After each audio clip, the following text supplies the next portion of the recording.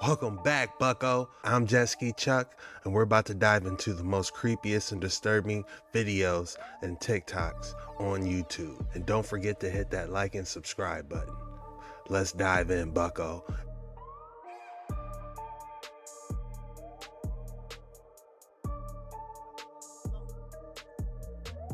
I bet the energy there is just so amazing.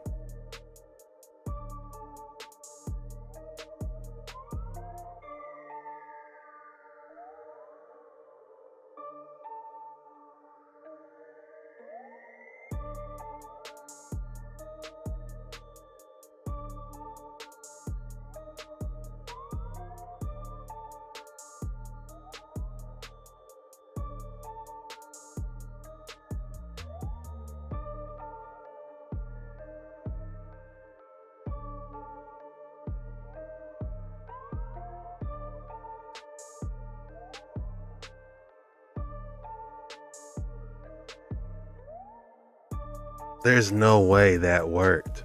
They took that right off of a hieroglyph.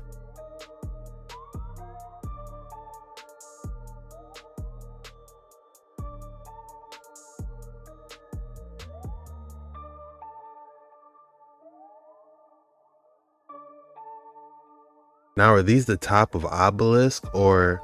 Okay, that's an obelisk right there. Okay, yeah, that has to be the top. Where can you see these? I have to see these at least once in my life. So let's talk about these spaceships and the waters of the deep. You know, the military's been telling us that the UFOs have been coming out the water, and they just told us that there's a big mothership on the east coast of the United States. I told y'all that war started in Antarctica, and it's against the Elohim, so they underwater right now at full-fledged war. You know what I'm saying? Even on that cartoon Atlantis, you know, they had to go underwater to get to the different civilizations. So you can go under the water past Antarctica, get to Mars. You can go under the water past, Mars and get to Jupiter. So you can get to these different land masses by traveling underwater. And the military knows that. They just don't have, the vast technology to traverse these large waters of the deep. But make no mistake, our military has technology to traverse, the intermediate waters, like going into Mars and these different areas that are underwater though. That's how they got there. That's why they're showing you these pictures and images, because they're there already. But the thing is though, they're at war with all these civilizations, and they think that they about to come punk everybody else like they did here. So the aliens outside took the war to them, and basically they're on the coast right now. They ready, they want the smoke. I told y'all that World War III was an alien war. There is no more wars against nation. It's about to be us against the aliens.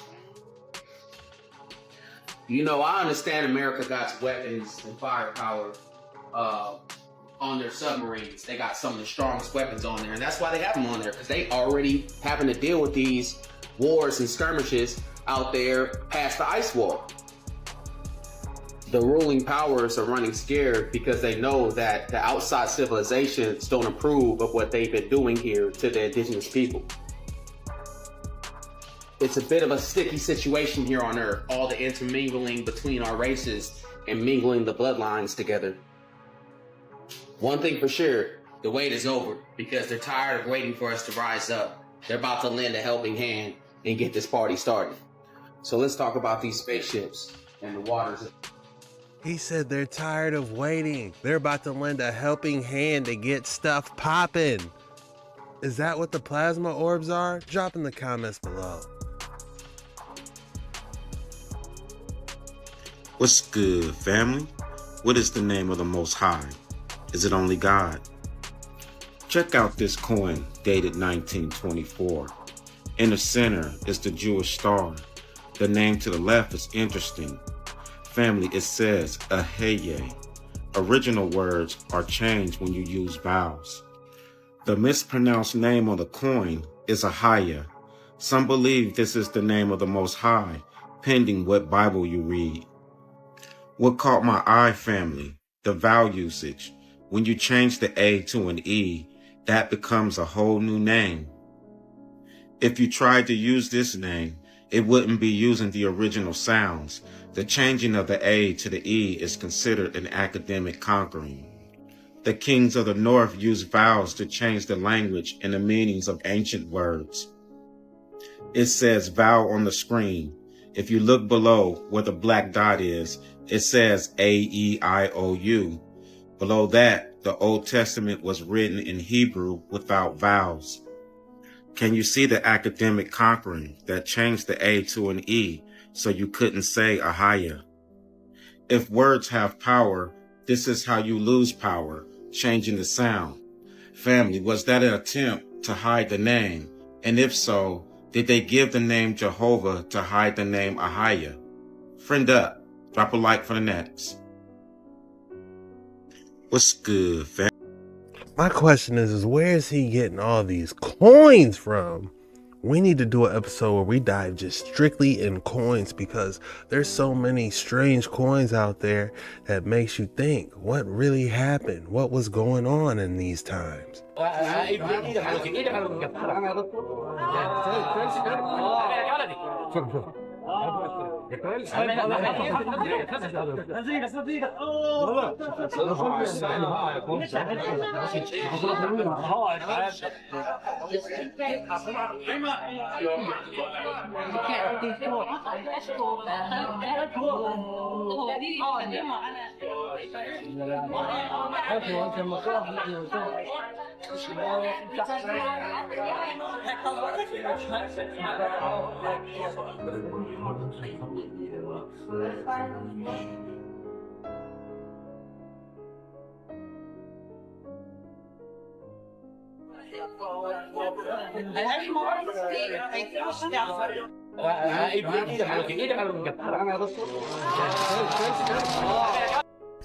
These are located in the Grand New Egyptian Museum.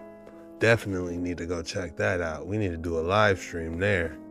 Anybody care about an Why would anybody care about an airplane flying around if you already have had flight for 150 years before the Wright brothers airplane? Why did the blimps go away? Well, the blimps went away because there was the Hindenburg incident, in which one blimp basically popped in the air, and they said, oh my gosh, we got to get rid of it. But they've been flying around in the air since 1783. They have charted the entire Earth with blimps, but we got to get rid of it. You know why they got to get rid of it? Because people could see another side. So the Hindenburg incident was just for them to get rid of technology, which they've already been using for 150 years, because it competes with, number one, the airline companies, and number two, people seeing another side. And it's interesting because when you think about like the Wright brothers and the first airplane, do you understand why nobody really cared about seeing those videos? Like the Wright brothers come out, there's the first airplane, and people are like not even paying attention. They're not even looking at it. Yeah, because they were already in the air. These blimps from the old world were already here. So why would anybody care about an airplane flying around if you already have had flight for 150 years before the Wright brothers airplane? And the Wright brothers weren't even the first one with the airplane. Why? I'm starting to wonder, how were the airships actually being propelled? Did they have the same type of wind energy that the jets have now? I mean, the commercial airplanes have now, or were they harvesting the ether somehow? I've came across some very interesting designs that show both. How people imagine the beast of the sea from Revelation to look, versus how the Bible describes it.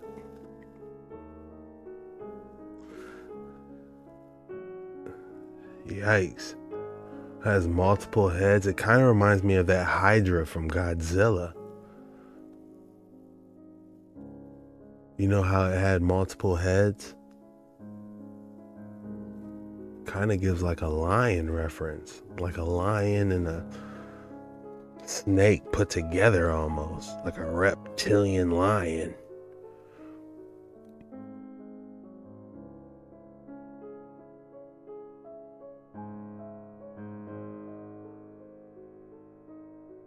But the first art depiction is not bad. This one, I wonder who did that.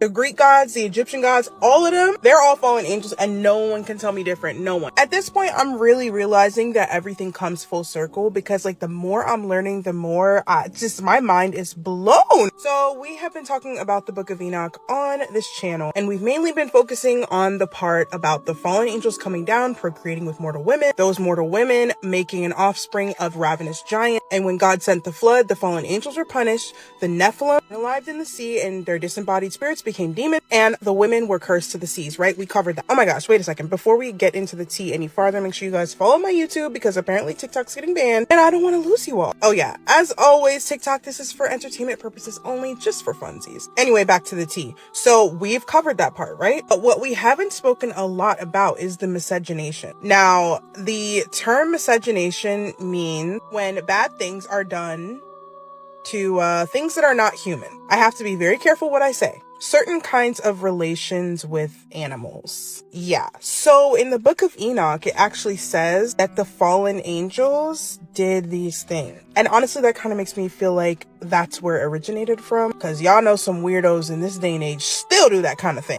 Anyway, so yeah. From this miscegenation came half human and half animal creatures. Basically a mixing of DNA trying to create a whole new species. We've already covered on this channel that the Greek gods were actually fallen angels, because in that time they brought down so much heavenly knowledge that the humans literally revered them as God. And those demigods that had a human parent and a heavenly parent were really the Nephilim and the other species that came about on the earth. Have y'all ever wondered where things like centaur and satyrs came from? Like, hello? It had to have come from somewhere, and Greek mythology is not the only place that this comes about. The Egyptian gods as well have a habit of being half animal and half human. But staying on Greek mythology, let's not forget about sirens, which actually are not mermaids in Greek mythology. They are half human, half bird, specifically women. So are y'all seeing the pattern here? It's definitely giving that this miscegenation was so rampant in this time, and that would make sense as to why God had to flood the earth, because it was just so corrupt. Then that makes you think, okay, God flooded the earth, so things drowned, right? Everything drowned on the earth, but what about the things that lived in the sea?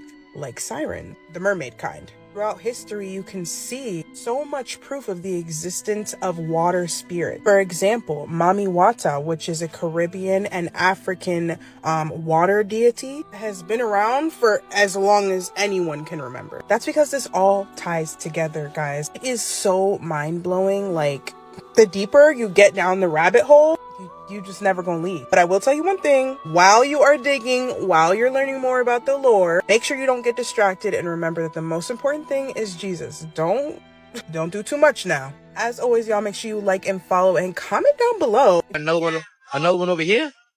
What are those?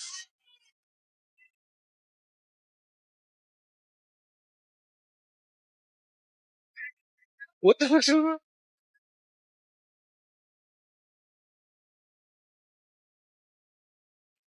On each side of the boat?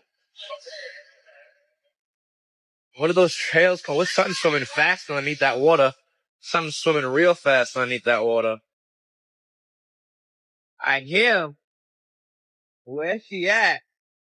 What the fuck is that noise, bro? What is that noise? Where are you?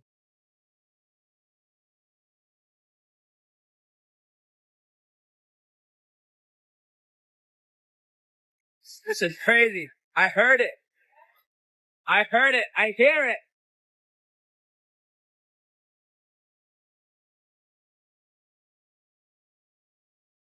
Oh my god.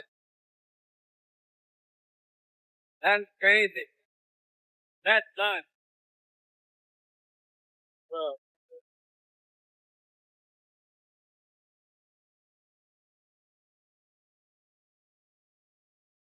I got another one over here?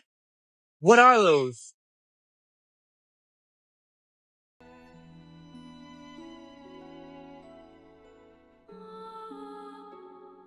What the? The sirens. You know, this dude wouldn't make this up. Those were sirens. They were telling them jump for me. And they said sailors used to actually do that? That is wild. So you think the 24-hour sun in Antarctica debunks the... Well, what if I were to tell you we have a physical working model of the 24-hour sun in Antarctica? I can show it happening in this model. From what I'm seeing of the sun in their footage, it's matching what I see when I do it in here. That to me is just cool. This light way back here on the edge of the superfluid ceiling, I'm gonna zoom in on that, and then I'm gonna move the sun clockwise around Capricorn and show you that with the superfluid ceiling inside of the dome, the apparent 24-hour sun does happen. So now I'm zoomed all the way in, you see the light moving, and when I move around Capricorn, see, you get that apparent counterclockwise motion. 24-hour sun. I want you to notice that in both real life and in the model, the sun will squash as it comes down toward the horizon. Kind of how rainbows in the north are really high up and domey, and then the further you travel south, they start to squash down further and further. The claim is that the Earth is a sphere and has a 24-hour sun both in the north and the south, yet the northern 24-hour sun looks like the sun barely gets off of the horizon. In fact, the highest elevation angle for the 24-hour sun in the north is only 23.5 degrees. And what do you know it? It's exactly the same symmetrically for the south, supposedly. Yet during the final experiment, this is about 23.5 degrees, yet the sun keeps climbing and climbing and climbing and climbing in elevation and climbing and climbing and climbing until it's about, I don't know, 40, 45 degrees or something? So what do you think? Is the Earth a globe? Or have we figured out, with an actual physical working model, that a 24-hour sun is actually possible? This video is strictly for entertainment purposes only. Do your own research on everything. The end times have come and gone. Seems to me, from a visual standpoint, there's really nothing else to melt. I mean, there wouldn't be anything left. Or does it be just keep repeating the same old fear, day after day, decade after decade? The playbook was already in place. Seems like the old world might have been a place just like today, possibly, with supposed rulers over most. All I know is no one is better than anyone. The deception is over. Your eyes will open your mind towards the truth. Code word is rabbit hole. I'm Jetskichuck. More creepy and scary reactions coming soon. Peace out.